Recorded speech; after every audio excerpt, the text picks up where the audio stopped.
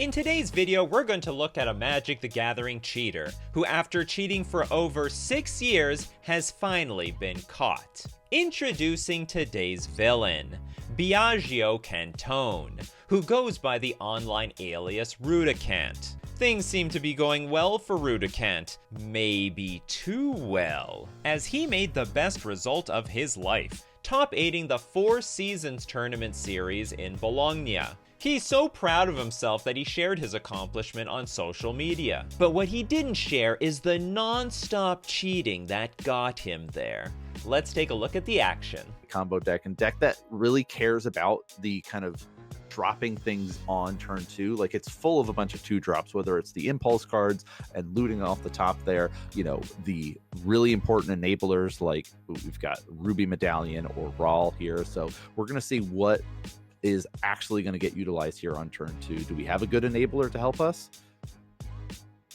Yeah, that's quite interesting. I definitely see Rawl, and I think there's a Medallion as well, so Nice. In this round 2 match, it's combo deck versus combo deck. Rudokant is on the Living End deck, which plans to dump many creatures into the graveyard, and reanimate them all back into play with the Living End card. Our hero today is Leonardo McGree, who after playing Ruby Medallion is on the Storm deck.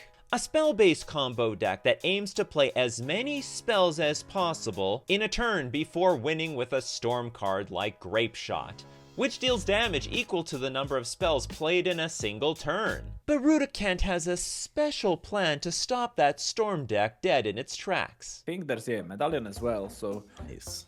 mana definitely won't be that much of an issue.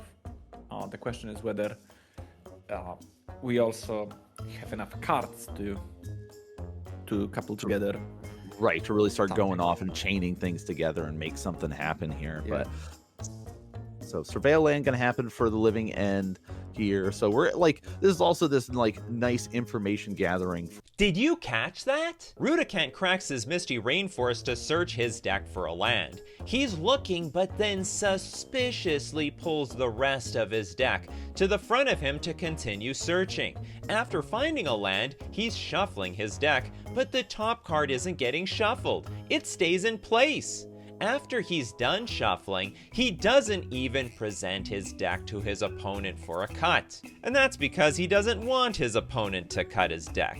He wants exactly the card that is stacked on top. But what was it? If we slow the footage down, we can see the moment he breaks his deck from the rest. The top card? Endurance. When Endurance enters the battlefield, up to one target player puts all cards from their graveyard on the bottom of their library. Now this is really important versus Storm because remember, the Storm deck is trying to play as many spells as possible in a single turn, right? And the signature move to make that happen is with a card called Past in Flames, which lets the Storm player replay all cards from the graveyard in a single turn.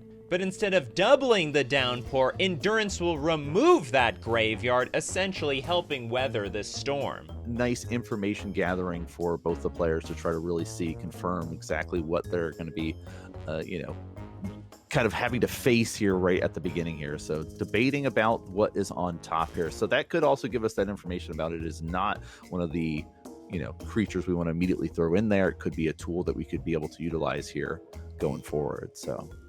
Yeah. And we have another, circling back to our...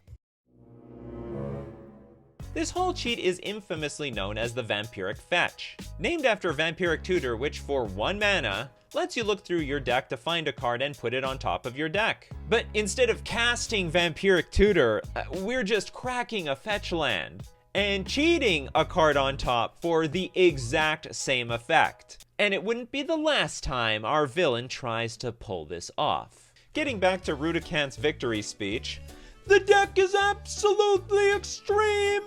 Oh, proud of the run, hungry for more! We don't chase the meta, we break it! Let's go! But it wasn't long before this cheater got called out by the Magic community. While you were busy breaking the meta, you accidentally broke some rules too. Oh, that wasn't an accident. That was all part of the plan. Come on! You could have at least taken 2 points from the Vampiric. And Rudokant responds, sure, it would actually be very smart to cast Vampiric Tutor for a practically useless card. Endurance.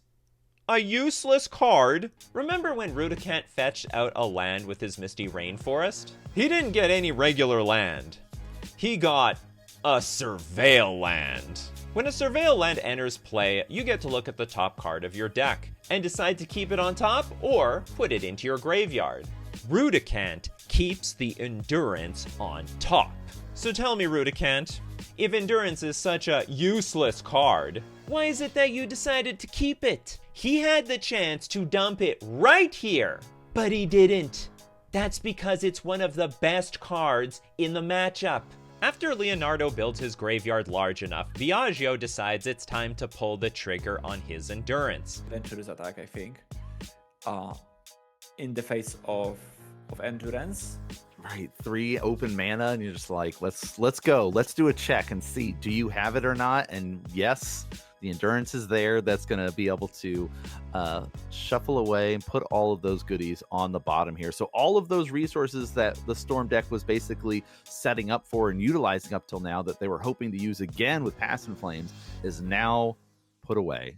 Actually, I shuffled the top card of the deck. Against Storm on the draw, Force of Negation is always better than anything else, if you care to know, as a Shardless Agent. I'll repeat that my opponent and I had excellent communication. You're overreacting. Force of Negation is the best card against Storm, huh?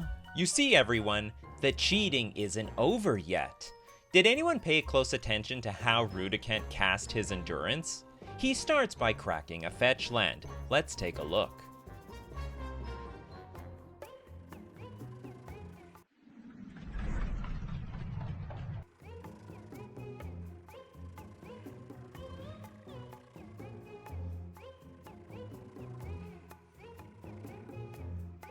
He literally does the exact same cheat, except this time he looks for Force of Negation, a powerful card that can be played for free that counters the most important spells out of the Storm deck. And while the card can be played for free, it cost about $50 at the time. But that can be 5% less when you're shopping at FusionGamingOnline.com. Just use coupon code Nikachu at checkout for 5% off all your orders, and to support the channel. Getting back to the cheat, notice again how Rudokant shuffles the deck, leaving the Force of Negation on top, and when he's done, neglects to offer his deck to the opponent for a cut. I guess if he really wanted to cheat, he would get Force of Negation. Which checks notes. He did! But you know what's hilarious? Despite all this cheating, he doesn't even win this game! Rudokant is one turn away from winning and can basically seal the deal by using Force of Negation on this reckless impulse, but decides not to. And the Storm deck just ends up going off to the point that by the time Rudokant does use his Force of Negation, it's too late and the Storm deck wins. Well, my opponent just got lucky, and they're just, luckier than me, and I guess, where it's like, yeah, but there's also decision-making points that you... How embarrassing to cheat multiple times only to lose anyway. What a D-tier cheater. But in the second game of this match, Rudokant can't afford to lose. And that's why he won't take any chances. Let's take a look at the action. Best course of action for game 2 is to just keep your game plan as focused as possible, and then potentially for game 3, if you have to play it and in game 2 you see something like Cascade into Dumping Sphere, then you can obviously just go back to the drawing board respond accordingly based off of that information. And reevaluate. That's great. So we're getting into game number 2 here. Post sideboard action here, starting off with at least some surveillance, maybe putting in some creatures in the graveyard. But with the way that his deck is set up, it is usually like, is this a tool that I can use? Third time's the charm, I guess. Rudokant pulls to the top of his deck the Underground Mortuary. But of course, that's not the only thing he's looking for. His patented cheat has him continue digging through his deck until he finds the magic card he wants to stack on top. Again, he fake shuffles to keep the chosen card on top. and doesn't offer a cut to his opponent. So again, he looks for a surveil land. And look at this big acting job. Is this good enough to keep on top? I don't know. It looks like a tough decision. And the Academy Award for Best Spiky Tournament Player Performance goes to Rudokant. Now let's see what was so important that our cheater stacked that top card on top of his deck. Debating about what's on top at the moment in time. Looks like, yeah, we're fine with it. Keeping it there. Yeah.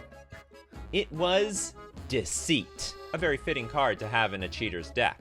When this creature enters, if black was spent to cast it, target opponent reveals their hand. You choose a non-land card from it. That player discards that card. And the card chosen from our Storm player was Ruby Medallion. That's the exact card that made our Storm player's cards cheap enough to play 20 spells in a turn to win the game. Looks like today's forecast is clear manipulation and sunny stacking, and Rudokant ends up winning this game. And now Leonardo is facing little on the board. Yeah, just able to set up a lot of mana. But Rudokant won't be going down in history for being just a cheater. He's also going down as a giant liar. He hopelessly tried to defend himself online. No, I shuffled and communicated properly with my opponent.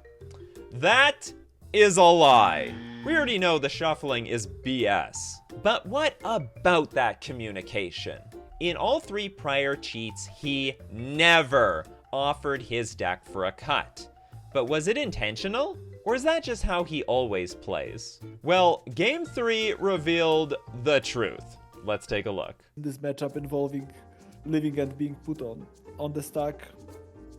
Oh yeah, especially post board, now that we know with the orange chant, able to just sort of like blanket that and go, yeah, sure, go ahead, cascade, it's fine, nothing to worry about here. But so yeah, it's almost like the living end becomes that sort of like, I'm just gonna become an almost fair deck with kill you through combat damage with this 1 or 2 creatures. Like, it's not this overwhelming presence that we think of with living end of being like, well, now I have 4 or 5 creatures on the battlefield and I'm gonna get you in like 1 turn swing in at you. But we get a bit of a setup here for both. In Game 3, Rudokant cracks his fetch land to look through his deck to find another surveil land.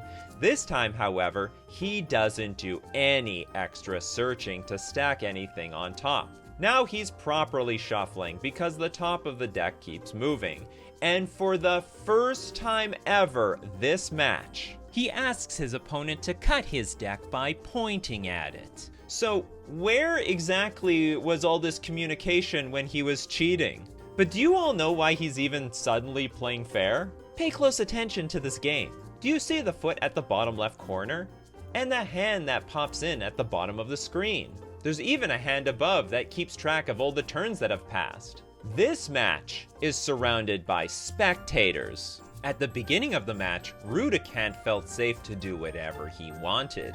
No one was looking over his shoulder. Now that a crowd has arrived, he's having second thoughts about blatantly cheating. But I guess he forgot he was in the feature match area. By the way, remember that hand that popped up from the bottom? That's because Rudokant saw an extra card when he surveilled and didn't say anything. Even when this guy is trying to play fair, he's acting shady. Like, it's okay if you see an extra card, just call a judge about it. But don't pretend it didn't happen. And if we need any more proof about Rudokant's communication with his opponent, let's hear from his opponent. Hi everyone, I'm the Ruby player from the VOD. I've just now become aware of all this.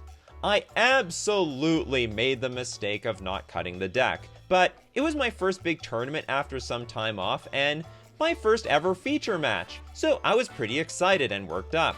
It didn't help that every time he did it, he didn't offer his library to be cut. But the cheating went way deeper than we could possibly imagine. But to explore that, we have to go back to over 6 years ago. Here's a match with Rudokant on the left playing in some sort of small locals event.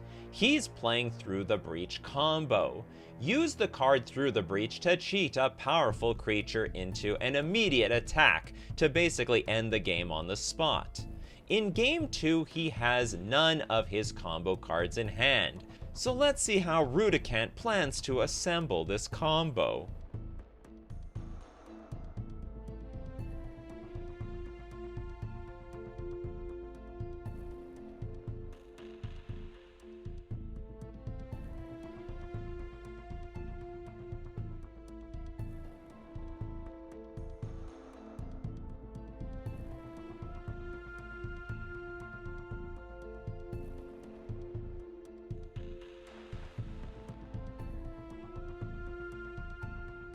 For over 6 years, he's been cheating like this. Rudokant cracks his flooded strand, but before looking for his land, he's looking to see what he can stack on his deck first, which is a Through the Breach and an island. Fortunately, the opponent wasn't born yesterday. You see, this cheat isn't risk-free. Stack your best cards on top, and your opponent can cut them to the bottom.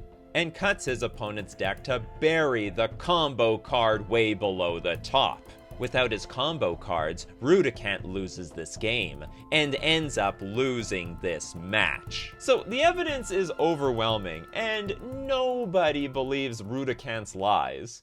So what happened to him? The European Unity League issued a ban on Rudokant for 3 years. The Four Seasons Tournaments organizer banned Rudokant for 2026. Believe it or not, but this guy was actually part of a team.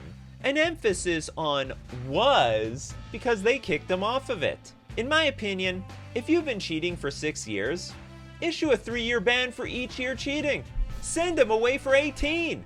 With the writing on the wall, Rudokant effectively announced his retirement. After the events at 4 tournaments, I decided to step away from Magic. I'm truly sorry for what happened and for the message it sent. It was never my intention, and I hope nothing like this happens again. Thanks for everything. I sincerely apologize and wish you all the best. It was never your intention? Like, what the hell was that supposed to mean? Never your intention to get caught? Guy blatantly cheats on camera for years. Oh, sorry, wasn't my intention. I intended to play fair. There must be some misunderstanding. It was all a big whoopsies. Rudokant did end up giving his prize money from the tournament to the 9th place finisher, who would have got it if Rudokant wasn't cheating. I was at fault, no doubt, but I'm not a bad person. Guilty, no evil. I apologize for what happened. I messed up, and that prize rightly belongs to you. Mistakes should teach us to do better, and I'm trying. Hope this serves as a lesson for me and others. Enjoy, you truly earned it. Well, what about all the other players he played against for years? Is he gonna compensate them too? Cheaters don't realize that they aren't just robbing people of prize money. It's also opportunity. That 9th place finisher never got to play in that top 8. Never got the opportunity to play for the glory of 1st place. All that being said, giving back the prize money is better than nothing. Because giving back nothing is exactly what most cheaters do.